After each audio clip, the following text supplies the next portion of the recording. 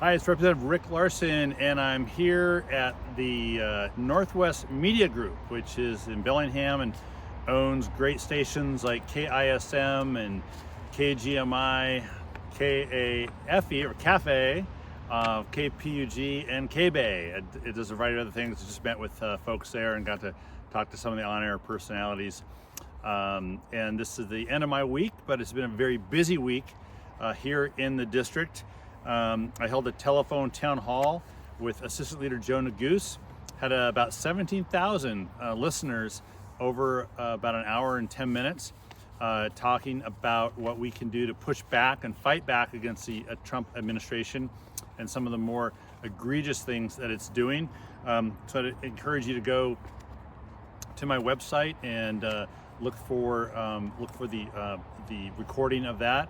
Also, we talked about the Litigation and Response Task Force, the Rapid Response Task Force. And if you go to litigationandresponse.house.gov, you'll see a list of the things that we are doing to push back against the administration. So you can learn a lot about that work that we're doing in Congress. Overwhelmingly, I heard from people in my district anger, I heard fear, I heard what actions can we take. You can share your story. And when you go to that website, you can click on the Share Your Story tab and tell us what impacts these cuts are having so that we can then take those stories and take action against the cuts. I also did a lot of meetings this week talking about the trade and tariff impacts of the Trump administration tariffs, which are really a tax increase on people.